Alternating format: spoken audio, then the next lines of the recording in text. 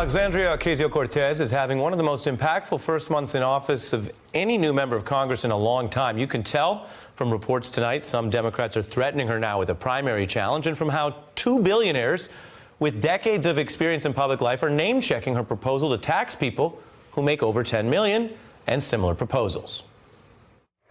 I don't think we want a 70% income tax in America. It's called Venezuela. Michael Bloomberg served as a Republican. Now he says he's thinking about running against Trump as a Democrat, while former Starbucks CEO Howard Schultz saying he may run as an independent, and he's blasting Elizabeth Warren's similar tax plan as ridiculous. Another senator running for president, though, sounding closer to the Warren position at her town hall last night. Part of it is that people at the top 1%, people who are making $10 million a year, who have $50 million a year, they need to pay more taxes.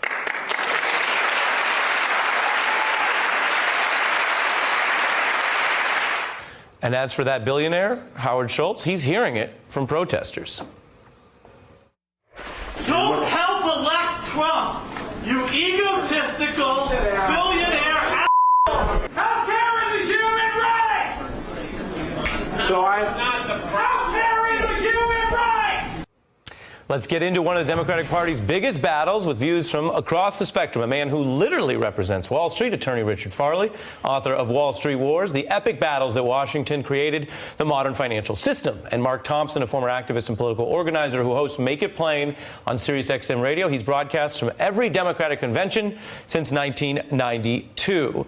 Mark, I begin with you. A lot of fire on the left for moving beyond the Trump discussion and trying to fix all of this wealth at the top and a lack of perceived accountability for Wall Street. And picking up from where 2016 left off, we have to honestly give Bernie Sanders credit, because in his campaign, he began to move the discussion in this direction.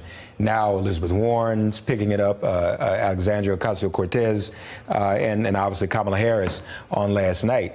And I think that what Howard Schultz and Michael Bloomberg, but particularly Howard Schultz, is doing, I don't think he's helping his case. This is where the Democratic Party is right now. This is where the base is. This is where the party is most progressive. And I think people are ready to embrace. They want to see a change. Wages are not what they ought to be. People are not doing well who are in the middle class. In fact, the middle class has become not only the working class, but in many respects the working poor. So this is going to, I think, dominate the campaign over the next year. Richard? If it dominates the campaign, if taxes dominates the campaign, we lose the election as Democrats. He who or she who has the most creative ways to tax the voters is not going to be the next president of the United States. Now, you have to bifurcate the issue between going after Wall Street, which is very popular, in large part because people think that the system was unfair and they gain their wealth unfairly. I don't think the Democratic primary voter, not to mention the general election voter, is most concerned about making sure that rich people per se pay more taxes. I think they want more opportunities for themselves, and they want to know that the system is not rigged against them. So let me push you on that and then get Mark's rebuttal. As a policy matter, everyone could debate the right tax rate. Sure.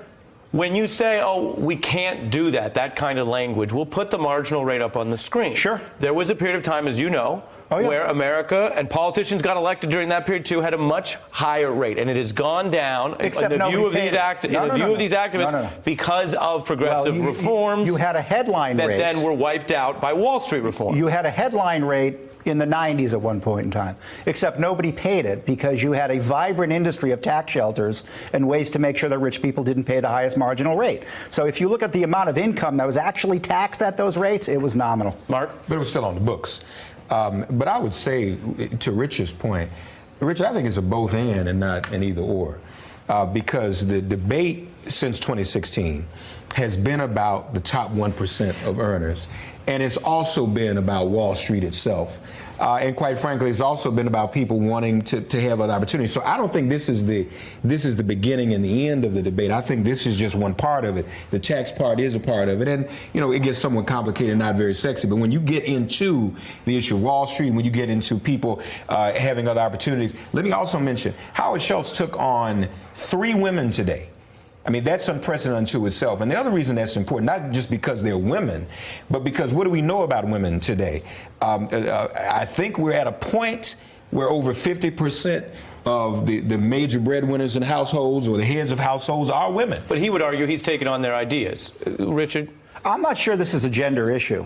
I think. No, I want to be clear. I'm not saying I'm not saying he's making. What I'm saying is, these are women running for office, appealing to an issue that women are concerned about. Right, Women represent and that hits a working lot of class households. that's struggling. That's all I'm saying. I think the concern is less about. Again, I think there's been a conflation between the 1% and tax policy, and whether or not those at the 1% got there fairly or not. Yeah, but you're doing analysis. What about this? Because this is what Elizabeth Warren's running on. I'm going to put up the Oxfam numbers that are just wild. You have basically 26 people, super duper billionaires, and they have as much wealth as half the world. Yeah.